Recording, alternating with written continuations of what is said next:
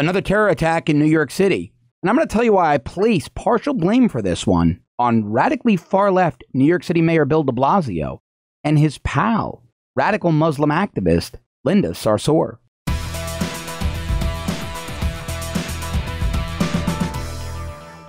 Now, there is arguably no place busier than the Port Authority terminal at rush hour during Christmas season in New York City. And that's exactly where a 27-year-old from Bangladesh named Akayed Ullah, who had been living in the U.S. for 7 years, living in Brooklyn, a guy that the New York Post described as ISIS-inspired, tried to detonate a pipe bomb as a suicide bomber underground in Port Authority, trying to kill dozens, if not hundreds, if not, in his delusions, thousands of people. Now, it's really important to note that Bangladesh is a predominantly Muslim country.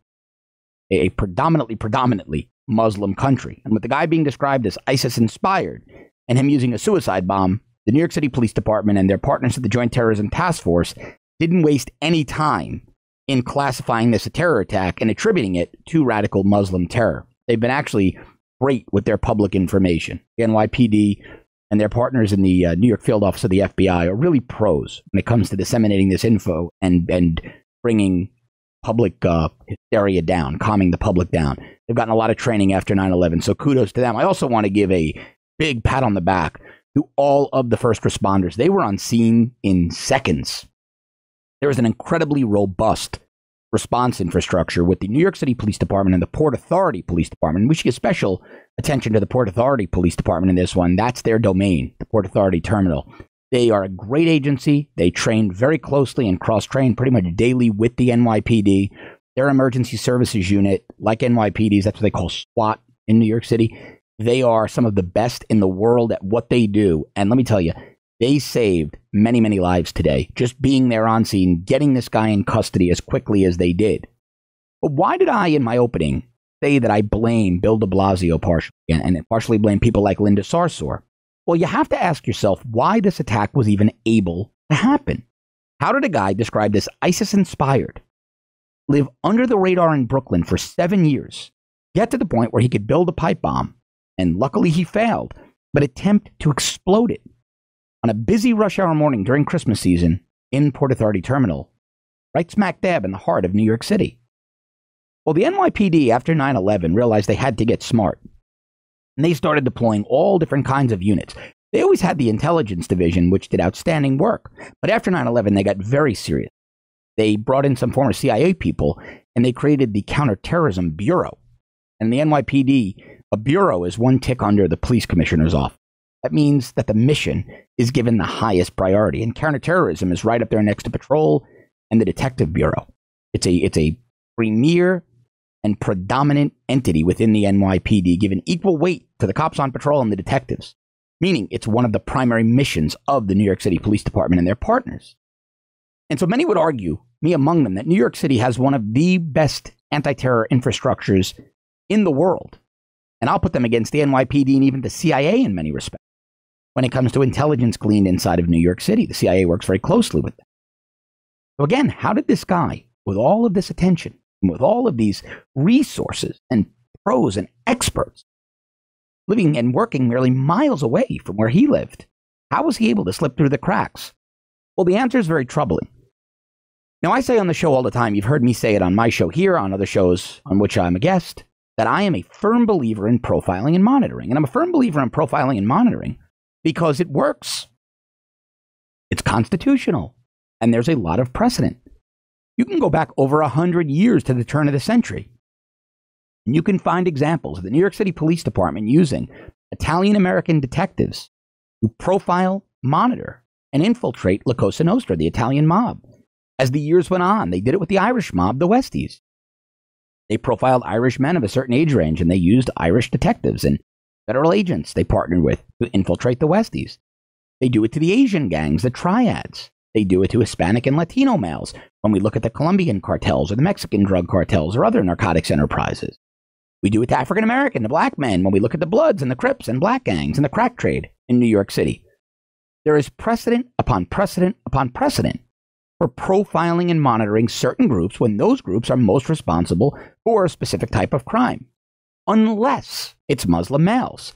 Then profiling and monitoring, these highly effective constitutional law enforcement tactics that have a century of provable positive results. Well, then all of a sudden they're xenophobic and racist and horrible and bad, and they should never be deployed. And that's exactly what happened in 2014. See, after 9/11, when the NYPD got very serious and created the Counterterrorism Bureau and all of these other divisions and units within the NYPD to stop terror, they realized they were gleaning very, very good intelligence. And one of the units was called the Demographics Unit. And what that unit was tasked with doing was sending undercover detectives into the Muslim community, specifically into groups where there were hints of radicalism. They would infiltrate, they would befriend the members, and they would glean really, really good intelligence. Now, let me give you a little background on my thought process, my analysis of this situation and terror on the whole. I'm no longer kept awake by the 9/11 style attacks. We've learned a lot in the last 16 years. We've become very, very good at intercepting the chatter with regards to the planning for those attacks, interdicting and stopping those attacks. We've become great at that. We use what's called SIGINT, signals intelligence, and intercept by satellite. We have white hat hackers at the NSA who can crack into databases, into email accounts. We have wiretaps up on their phone calls. We can intercept their radio chatter. We're very, very good at that. The one place that no one can ever be good at, and this is not a criticism of the law enforcement or intelligence communities, are these low-tech asymmetric attacks, because they don't require chatter. They don't require planning. There's nothing to intercept. It could be two guys in an apartment with one guy having bomb-making skills that he learned 20 years ago, teaching another guy over the kitchen table how to build a pipe bomb that he could set off in Port Authority. I don't know if that's the case here. An example. But these low-tech asymmetric attacks are the ones that keep me awake. Like the truck that drove into a crowd of innocents in New York City a month or so ago, the attack in Nice, France, with these mass shooting incidents now with Muslim actors, and a pipe bomb, thank God, failed being set off in the Port Authority terminal during rush hour, during the Christmas season in New York City. These are the attacks that are very hard to interdict, but we were making progress. Because all those units I told you about, the Counterterrorism Bureau of the NYPD, the federal partners at the JTTF, the Joint Terrorism Task Force, the Intelligence Division of the NYPD, and the Demographics Unit, well, they were profiling and monitoring the Muslim community. They were befriending people in the Muslim community, and not only the bad actors, but good people who would come to them and say, hey, there's a new guy at my mosque, and this guy is spouting off some pretty radical stuff. He's trying to fundraise for ISIS and Al-Qaeda and Hezbollah and Hamas. He's a bad guy. We should call somebody about this. Well, that NYPD detective posing as a member of the mosque, he was able to make those calls, was able to accelerate and expedite the response, the investigation. Lives were saved. There are things I can't say here publicly on the show, but let it suffice to say that outstanding, actionable intelligence was gleaned. That intelligence was put into the hands of the people who stopped the attacks. The attacks were stopped, and lives were saved. Many, many lives were saved. People who work in those units are unsung American heroes. And because of the secretive nature of their work, you'll never know who they are. They saved so many lives. I hope one day they can get the credit they deserve. But in 2014, when the Blasio administration came into power, these programs were all but shut down. These programs were all but shut down. The Demographics Unit in particular was targeted by people like Linda Sarsour. Linda Sarsour, and I've got some notes here on my desktop, was one of the people who decided to shut down the Demographics Unit. And she said, she had a really interesting quote. She said that the Demographics Unit created psychological warfare in our community. That's what Linda Sarsour said. She said, well, she shopped in those shops, and she went to those bakeries and restaurants, and that's the cafe where she eats. And she was talking to New York City at the time, this was in January of 2014, Police Commissioner Bill Bratton and the head of the Counterterrorism Bureau, John Miller. Now, I had worked for Bill Bratton and John Miller during their first tenure with the NYPD back in the 90s. Bratton was commissioner then, and John Miller was what's called DCPI, Deputy Commissioner of Public Information. They were both very, very good. But somewhere along the way, they cozied up to the Obama administration. Bratton went on to be chief of LAPD. John Miller worked for Homeland Security in the Obama administration, and both of them made a left turn. So when Linda Sarsour said this to them in a meeting in 2014, when she said the demographics unit created psychological warfare in her community. They were swayed, despite knowing that the programs were constitutional, despite knowing that the programs yielded actionable intelligence that saved lives.